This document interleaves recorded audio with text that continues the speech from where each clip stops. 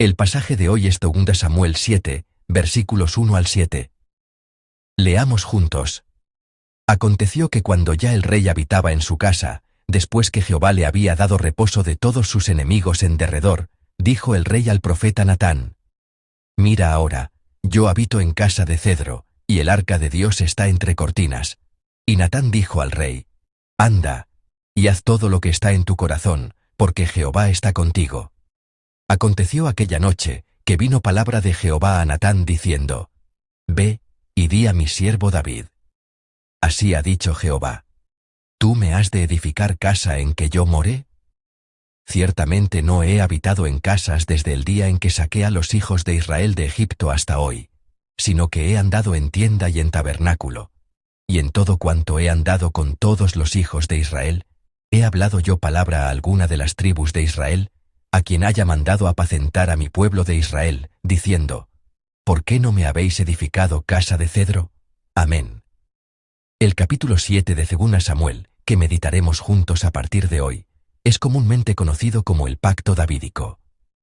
Esta promesa de que Dios establecería una casa eterna y una dinastía para David no solo fue una gloriosa promesa dada a David en el momento más brillante de su vida, sino que también se convirtió en una palabra de esperanza para el pueblo de Israel, desde el reino de Judá, que siguió a David a través del exilio y el regreso. Y sobre todo, es una promesa de suma importancia que se cumplió plenamente en el nacimiento de Jesús, el verdadero Rey.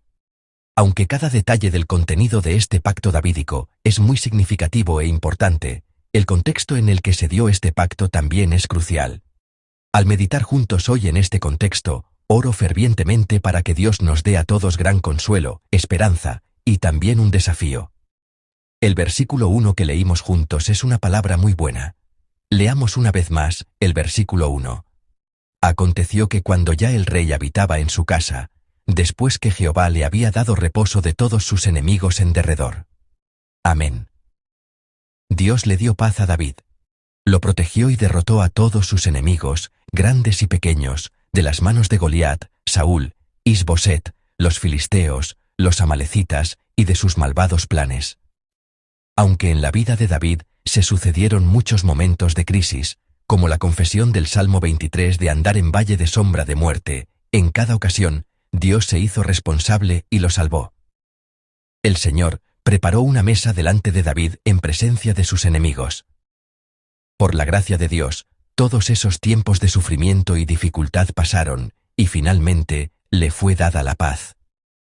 Tal como Dios lo había prometido cuando ungió a David por primera vez, David se convirtió en rey, y está disfrutando de la paz. Dios desea darnos también a nosotros esa paz, y es Él quien obra incluso ahora para dárnosla. Es un Dios fuerte que lucha por todo su pueblo contra el enemigo, y los rescata de sus manos, y es un Dios bueno y misericordioso que otorga paz, vida y salvación. En estos tiempos en los que no podemos predecir ni un paso adelante, anhelo fervientemente que seamos personas que puedan aferrarse y confiar en el Dios que promete la paz y que cumple fielmente esta promesa, y que así podamos disfrutar de esa paz. David, mientras disfrutaba de la paz que venía de Dios, un día toma una decisión, y comparte esa decisión con el profeta Natán. Leamos juntos el versículo 2 que contiene esa resolución. Dijo el rey al profeta Natán: Mira ahora, yo habito en casa de cedro, y el arca de Dios está entre cortinas. Amén. David mismo, por la gracia de Dios, vive en paz en un palacio construido con preciosa madera de cedro. Sin embargo, el arca de Dios, que simboliza su presencia, permanece en la tienda que David instaló cuando la trajo a Jerusalén. Mientras que David puede protegerse del sol abrasador del mediodía, del viento frío de la noche profunda y de la lluvia, viviendo cómodamente, Dios mismo está expuesto a todo ello bajo un humilde trozo de tela. David, que no había olvidado que había podido vivir gracias a la gracia de Dios, que había danzado con alegría sincera delante de todos ante la presencia de Dios, no podía soportar dejar a Dios en esas condiciones. Con un corazón abrumado por la culpa de no poder responder adecuadamente a tal amor por Dios y a la gracia recibida, David va a buscar al profeta que conoce y transmite el corazón y la voluntad de Dios. Y le dice que construirá un templo para albergar el arca de Dios, un lugar para que Dios habite. Al oír esto, Natán le responde que, como el Señor está con el rey, que haga todo lo que está en su corazón, que proceda con cualquier plan que tenga. Pongámonos en el lugar de Natán por un momento. Un día, alguien viene y nos dice que la gracia y el amor que ha recibido de Dios son tan grandes que quiere devolverle a Dios lo que tiene. Nos dice, lleno de pasión, que quiere hacer algo por Dios. ¿Quién no se alegraría? ¿Quién no se lo permitiría? Parece apropiado agradecer a Dios por haberle dado un corazón tan noble, y bendecirlo diciendo que Dios se complacerá con todos sus planes y los usará preciosamente para su gloria. Pero esa noche, Dios le dice a Natán que detenga el plan de David. La decisión de David ciertamente parece ser algo para Dios, algo que surge del amor y la pasión por él, algo bueno, pero Dios no lo permite. Este Dios que frena el amor y la pasión por él puede parecernos extraño.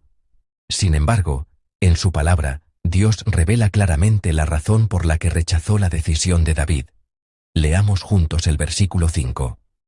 Ve, y di a mi siervo David, así ha dicho Jehová: ¿tú me has de edificar casa en que yo more? Amén. Dios afirma claramente que David es su siervo. Un siervo es alguien que escucha las órdenes de su amo y obedece. Es alguien que trabaja para su amo. Pero ahora David, el siervo, se está preocupando por Dios, su amo, de forma presuntuosa. Con un corazón que piensa: ay, al menos yo debo ayudar a Dios, al menos yo debo cuidar de él. Está compadeciéndose de Dios y tratando de ayudarlo de la manera que él considera más correcta. A ese David, Dios le pregunta si él puede edificarle una casa en la que él more. Está diciendo claramente que él no estableció a David porque necesitara una casa o un lugar donde vivir. Y Dios continúa, a través de los versículos 6 y 7, explicando claramente que la razón por la que el arca ha estado en una tienda hasta ahora es porque él mismo lo eligió así. Dios no se quedó en un solo lugar. Siempre estuvo con su pueblo, Israel.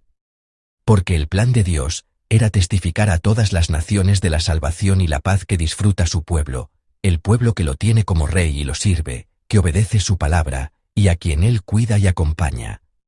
El plan que Dios estableció y está llevando a cabo era manifestar su bondad y su misericordia al caminar con ellos, guiándolos y haciéndose responsable en medio de todo, para que así todas las naciones le dieran gloria y volvieran a él. Pero ahora, si David construía un templo suntuoso, existía la posibilidad de que David recibiera más atención que Dios. Podría haber presumido con un mérito orgulloso, diciendo: he hecho todo esto por Dios, por lo tanto, merezco ser rey y disfrutar de toda esta bendición y paz. También podría haber hecho que el pueblo malinterpretara al Dios libre que creó y gobierna el mundo, y camina con nosotros, como alguien confinado a un lugar especial llamado templo, o como alguien que obra solo para el rey David. Aquí aparece un punto sutil en el que Dios ve, examina y habla de todas estas cosas. Hasta ahora, la Biblia ha dicho repetidamente que David consultaba a Dios. En cada momento importante de su vida, como en la situación desesperada de huir del rey Saúl, antes de las batallas contra los amalecitas o los filisteos, o cuando tuvo que decidir con cautela su siguiente paso tras la muerte de Saúl, David consultaba a Dios. Buscaba la voluntad de Dios, esperaba su respuesta y obedecía esa respuesta, y así llegó hasta aquí. Pero en el pasaje de hoy, no hay ningún registro de que David consultara a Dios. David no pregunta por la voluntad de Dios ni pide su permiso. En cambio, simplemente está notificando a Dios su decisión. Es como si dijera: Dios, si hago esto, te agradará, ¿verdad? Con esto es suficiente, ¿no? Asumiendo y juzgando por sí mismo que Dios estaría complacido. Es como cuando Saúl, a pesar de haber escuchado la orden de Dios de destruir por completo a los amalecitas, no obedeció, sino que juzgó por sí mismo, se quedó con lo mejor, y luego puso la excusa de que lo había guardado para ofrecer un sacrificio a Dios. Es precisamente por estas razones, porque podría impedir que Dios fuera plenamente revelado, porque podría obstaculizar la gracia de Dios y porque David podría volverse orgulloso, que Dios no permite el plan de David. Sin duda, es una tarea enorme, una dedicación y un esfuerzo inmensos, pero a través de este rechazo, Dios le hace saber claramente que fue Él quien eligió a David, no David quien eligió a Dios. Que es Dios quien usa a David y lo hace partícipe en la historia del cumplimiento de su buen plan, y no que David pueda usar a Dios. Le hace descubrir el orgullo disfrazado de pasión que se había asentado en su corazón, y lo corrige. Detiene a David, que sin darse cuenta intentaba adelantarse a Dios, y le enseña que no es amado como recompensa por haber hecho algo para Dios, sino que Dios lo llamó por su gracia soberana. Una vez más, le recuerda que lo que más agrada a Dios, y lo que más busca, es que consultemos su voluntad, obedezcamos, y caminemos con Él. Por lo tanto, la respuesta de Dios, al rechazar la decisión de David, es también una respuesta de gracia. Incluso el hecho de detener su plan, fue la gracia de Dios, para mantenerlo caminando en el camino correcto de comunión con Él. Amados hermanos y hermanas en Cristo, deseo que podamos examinar nuestros propios planes a la luz de la palabra de hoy.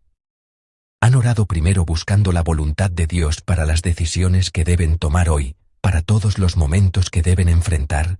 O tal vez, por costumbre o experiencia, o con la idea de que Dios aceptará y se alegrará con cualquier decisión que tomen, ya han hecho todos sus planes, ya han tomado todas sus decisiones y están pensando, Dios, solo tiene que poner el sello, simplemente siga mi decisión y obre para que se cumpla.